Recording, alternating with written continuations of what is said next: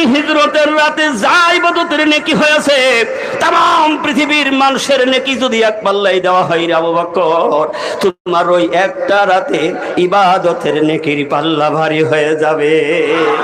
কারণ সেদিন তুমি কার সাথী ছিলে? যার সৃষ্টি না করলে আল্লাহ জমিন বানাইতো না, আসমান বানাইতো না, সেই হাবিবের সাথী হয়ে তুমি তার সাথে করে নিয়ে পাহাড়ের গায়ে আশ্রয় নিয়েছিলে। সেদিন ওই মক্কার মানুষগুলি তার বাড়ি ঘর ছেড়ে তাকে বের করে দিল, তাকে হত্যা করবে সব ষড়যন্ত্র করেছিল। ওই রাতে তো মুহাম্মদুর রাসূলুল্লাহর সাথী আর কেউ ছিল না, আবু বকর তুমিই ছিলে আমার হাবিবের সাথী। আবু বকর তোমার ওই একটা রাতের ইবাদত আমারে দাও। আবু বকর কেমন ছিলেন? আবু বকর সিদ্দিক রাদিয়াল্লাহু তাআলা আনহুকে বিশ্বনবী একদিন ডেকে বলেছিলেন, আবু বকর আমার সাথে তোমার যেতে হবে। কবে যেতে হবে, কোথায় যেতে হবে, কোন অবস্থায় যাব? আবু বকর জিন্দেগিতে জিজ্ঞাসা করে নাই, প্রশ্ন করে নাই। এই যে এইভাবে গ্রহণ করার নাম হলো রাসূলের ভালোবাসা। আমরা ভালোবাসি, সারা বছর পরে রবিউল আউয়াল মাস পাবো, একটু ওই মিলাদ সিম্পোজিন, ওই জলসা ফলসা এই সমস্ত করব, আর রাসূলের ভালোবাসা দেখাবো। সারা বছর নামাজ নেই, রোজা নেই, আল্লাহ পরকারের চিন্তা নেই, হারামের কোনো তমিজ নেই। আছে না নাই? কথা বলেন না কেন? আছে না নাই? এটা রাসূলের ভালোবাসা হইতে পারে না। রাসূলের ভালোবাসা তাকেই বলা যায় সর্বক্ষণ যিনি রাসূলের অনুগত্য করে, তার আদর্শই নিজের জীবনটা পরিচালিত করে। তাই জামানার মুজাদ্দিদ হযরত মাওলানা সুফি মুর্তাজান গাছী রহমাতুল্লাহ আলাইহি নিজেকে আত্মশুদ্ধি অর্জন করার জন্য 4টা সবক পৃথিবীর মানুষের দিয়েছে। আশ্বাস একটু বলে দিচ্ছি। আবু বকর, রসুল শুধু বললেন, সেই দিন থেকে আবু বকর তার সামানা নিয়ে রেডি হয়ে গেলেন, যা দরকার নিজের ব্যক্তিগত প্রয়োজনের জন্য রেডি হয়ে গেলেন। কেমন ভালোবাসতেন রসুলকে, আমরাও ভালোবাসি। আবু বকর রেডি হয়ে গেলেন। ওই দিন থেকে রাতেও আর বিছানার মধ্যে ঘুমায় না। আবু বকর মনে মনে বলে, আল্লাহ আমার হাবিব বলে 6 মাস পর্যন্ত আবু বকর বিছানায় পেট লাগায়ে ঘুমায় না। এরপরে ব্যাগ সামানা নিয়ে 40 দিন, হিজরতের 40 দিন আগ থেকে ব্যাগ পিটি বাঁধিয়ে নিয়ে দরজায় দাঁড়িয়ে থাকতেন। সুবহানাল্লাহ বলেন। কারণ নিশ্চয় আবু বকরের অন্তরের মধ্যে হয়তো বলতো যে আল্লাহর হাবিব আমার কখন এসে ডাক দেবে, এই তামান্না। কারণ যে যাকে ভালোবেসেছেন ওই ভালোবাসার মর্ম সে বুঝতে পারে। ঠিক না বেঠি? আবু বকর রসুল দরজায় এসে শুধু একটু লক করে বলেন, আবু বকর। সাথে সাথে সালাম দিলেন, আসসালামু আলাইকুম ইয়া রাসূলুল্লাহ, হাবিব আল্লাহ আমি রেডি আছি। সুবহানাল্লাহ জোরে বলেন। আল্লাহর হাবিব বলেন, আবু বকর রে তুমি কি ঘুমাওনি? একটা ডাকেই তুমি বেরিয়ে পড়লে। আবু বকর বলেন, ইয়া রাসূলুল্লাহ, হাবিব আল্লাহ আপনি যেদিন আমাকে বলেছিলেন আমি ওই দিন থেকে রেডি আছি। আমরাও রেডি থাকি, ঠিক না বেটা? কথা বলুন না কেন? রাগ হচ্ছে আপনাদের? কষ্ট হচ্ছে? ঘড়ি দেখছি বারবার, ব্রেক করে দেবেন ইনশাল্লাহ। আল্লাহর হাবিব বিশ্ব নবী আবু বকরের সাথে নিয়ে রওনা করলেন। আবু বকর পিছনে, আল্লাহর হাবিব সামনে হেঁটে হেঁটে চলে যাচ্ছেন। একটা রাতের ইবাদতের দাম কেন বেশি? উমর কেন একটা রাতের ইবাদত নিতে চাইলো? আবু বকর হেঁটে যায়, একটা পাও উঁচু করে ফেলে না, পা গলি ছেঁচড়ায় নিয়ে যায়। সুবহানাল্লাহ বলেন। বালিয়ার পাথরের আঘাত খেয়ে কি পা দিয়ে রক্ত বাহির হয়ে যায়, তারপরও পা উঁচু করেন না। আবু বকর শুধু একটা কথা মনে মনে বলে, আল্লাহ আমি পাও দিয়ে কেন যাই? কারণ হাবিবের পায়ের চিহ্নগুলি সব মুছে দিয়ে চলে যাচ্ছে। কারণ তার মনের মধ্যে ব্যথা। কারণ আল্লাহর হাবিবের এই কদম মুবারকের সাথে পৃথিবীর কোনো কদম মুবারকের মিল নেই। সুবহানাল্লাহ বলবেন না? আবু বকর চিন্তা করলাম, আমার হাবিবের এই কদম মুবারক দেখেই পৃথিবীর মানুষ বুঝতে পারবে এই রাস্তা দিয়ে আল্লাহর হাবিব গিয়েছে। আবু বকর পা দিয়ে মুছতে মুছতে যায়, আল্লাহর হাবিবের কদম মুবারকের চিহ্ন যেন বেঈমানেরা না পায়, ওই অবিশ্বাসীরা যেন না পায়, মনে করে পাহাড়ের গুহায় উপস্থিত হয়ে গেলেন। কেমন আবু বকর, আমিও ভালোবাসি। আবু বকর ভালোবেসে গেছেন, উমর ভালোবেসে গেছেন, আমরাও সে রাসূলকে ভালোবাসি। আবু বকর বলেন, ইয়া রাসূলুল্লাহ আপনি আগে যাবেন না, একটু দাঁড়ান আমি আগে যাই। এত রাস্তা আগে করে নিয়ে গেলেন, পাহাড়ের গুহার কাছে গিয়ে বলেন, ইয়া রাসূলুল্লাহ আপনি একটু দাঁড়ান, কারণ জানা নাই আমার ওই গুহার মধ্যে অনেক আবর্জনা ময়লা থাকতে পারে। আল্লাহু আকবার বলেন। আবু বকর তার গায়ের জামা দিয়ে গুহাটা বাড়ি দিয়ে পরিষ্কার করলেন। পরিষ্কার করার পরে দেখলেন অনেকগুলি গর্ত।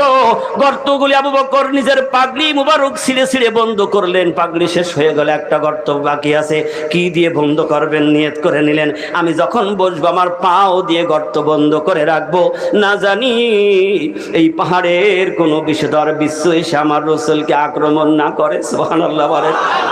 আর অনেক মানুষ এই রাসূলকে গালি দেয়, মানুষ আছে না নাই? রাসূলের নামে যুদ্ধের গুনাহ করে কেমনে আমার বুঝ আসে না। যেই হাবিবকে সৃষ্টি না করলে পৃথিবী আমার আল্লাহ বানাইতো না। মানুষ সেই রাসূলের সাথে যুদ্ধ করার গুনাহ করে, এই রাসূলের সাথে যুদ্ধের গুনাহ করে, আল্লাহর সাথে যুদ্ধের গুনাহ করে। এরা দুনিয়ায় কারা আপনারা বলেন? রাসূলের সাথে যুদ্ধের গুনাহ, আল্লাহর সাথে যুদ্ধের গুনাহ হলো সুদের বড় গুনাহ। এ মানুষ আছে না নাই? এরম মানুষ নামাজি আছে না নাই? কথা বলেন না কেন? নামাজ পড়ে আবার সুদের কারবারটা ঠিক রাখে। নামাজ পড়ে অনেক টাকা ব্যাংকে রেখে দিয়ে এখন আর সুদ খাবো ওই কথা বলে না, ও বলে ইন্টারেস্ট খাই। কি খায়? কি দাদা কি খাই? আবার বলে লাভাংশ খাই। কি মৌলানা সাহেব আছে না নাই? কিন্তু সুদ কথাটা ও সমাজের লোক সবাই বোঝে, এই জন্য সুদ আর বলে না, বলে ইন্টারেস্ট, লাভাংশ। ঠিক কিনা বলুন? আস্তে আস্তে সব ওটাও জেনে যাচ্ছে। ঠিক কিনা বলুন? হাবিব মুহাম্মদ রাসূলুল্লাহ দাঁড়িয়ে রয়েছেন। আবু বকর গুহা পরিষ্কার দেখে এসে বললেন, ইয়া রাসূলুল্লাহ এবার ওখানে যেতে হবে। জমিন থেকে গুহাটা অনেক উঁচু ছিল, কোনো সিঁড়ি ছিল না। আল্লাহু আকবার বলেন। উমর কেন? একটা রাতের ইবাদতের কাঙ্গাল, কোনো সিঁড়ি নেই। এখন হাজিরা যারা যায় এরা এখন সিঁড়ি দিয়ে ওঠে। হাজী সাহেব কি দিয়ে ওঠে? পাথর কেটে এখন ধাপ বানিয়েছে। কিন্তু রাসূল যখন ওই গুহায় আশ্রয় নিয়েছিলেন তখন ওখানে ওঠার কোনো লাইন ব্যবস্থা ছিল না। আবু বকর চিন্তা করলেন, আমার হাবিব উঠতে গিয়ে যদি কষ্ট পাই। আবু বকর রাসূলের উত্তরসূরি ভালোবাসতেন। আবু বকর বলেন, ইয়া রাসূলুল্লাহ হাবিবাল্লাহ, সারা রাত হেঁটে আপনি ক্লান্ত হয়ে গিয়েছেন, দুর্বল হয়ে গিয়েছেন, আপনি কষ্ট করবেন আর আমি আবু বকর সহ্য করব, হবে না। ইয়া রাসূলুল্লাহ আপনি আমার কাঁধে চড়েন। চিৎকার দিয়ে বলুন সুবহানাল্লাহ। আবু বকর সিদ্দিক রাদিয়াল্লাহু তাআলা আনহু রাসূলকে কাঁধে করে নিয়ে, শিশু বাচ্চার মতো ঘাড়ে করে নিয়ে কষ্ট করে নিজে গুহার মধ্যে রাসূল হাবিবকে তুলে দিলেন। আল্লাহু আকবার বলেন। আর জঙ্গি প্রাণীরা তারা শুধু ভেবেছে আল্লাহ তাআলা জমিনে রহমাতাল লিল আলামিন পাঠাবে। কুল কায়নাত শুনে গেছে, সবাই অপেক্ষায় আছে কোন দিন রহমাতাল লিল আলামিনের সাথে দেখা হবে। পাহাড়িয়া গুহার একজন বড় অজগর প্রাণী সাপ, তিনিও শুনেছেন রহমাতাল লিল আলামিন। তিনি খবর পেয়েছেন তিনি নাকি হিজরত করে মদিনায় আগমন করছে। সুবহানাল্লাহ জোরে বলেন। মদিনায় আগমন করবে, অপেক্ষায় আছে। আল্লাহর হাবিবের সঙ্গে এক নজর দেখা করব, কারণ তিনি শুনেছেন যিনি রাসূলের এক নজর দেখেছেন তার জন্য জাহান্নাম হারাম হয়ে যায়। সুবহানাল্লাহ জোরে বলেন। রাসূলকে যারা এক নজর জান প্রাণ দিয়ে দেখেছে তাদের জাহান্নাম হারাম হবে, তাদের জন্য আল্লাহ জান্নাত দিয়ে দেবে। ও চিন্তা করেছে আমার হাবিবকে আমি এক নজর দেখব, আমার হাবিব যদি না হতো আমি সাপ দুনিয়ায় হইতাম না। পাহাড়ের গুহায় যে আসবে ও খবর জানে, অপেক্ষায় বসে আছে, কিন্তু দেখা করার জন্য যাবে। যাই দেখছে আবু বকর পা দিয়ে গর্ত বন্ধ করে রয়েছে। এখন ওর রাগ হয়ে গিয়েছে একদম 16 ডিগ্রি। চেনেন তো 16 ডিগ্রি? 16 ডিগ্রি চেনেন? এত রাগ, বারবার কি করছে আবু বকরের পায়ের উপরে ওর দাঁত দিয়ে দংশন করছে, বিষ প্রয়োগ করছে যে ব্যথা পাইলে পাটান দেবে, আর ওই ফাঁকে আমি আল্লাহর হাবিবের সাথে দেখা করব। জোরে বলেন না সুবহানাল্লাহ।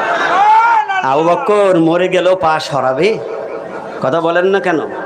কার জন্য পা দিয়ে রেখেছেন?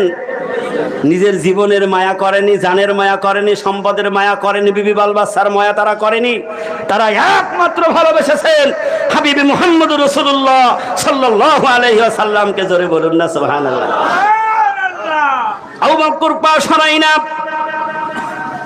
বিষের যন্ত্রণায় মানুষের সবার শরীরের মধ্যে বিষ আছে, ব্যথা আছে, বেদনা আছে, রক্ত আছে, বিষের যন্ত্রণায় সারা শরীর জর্জরিত হয়ে গেছে। আবু বকরের চোখ দিয়ে এক ফোঁটা পানি পড়ে গিয়েছেন।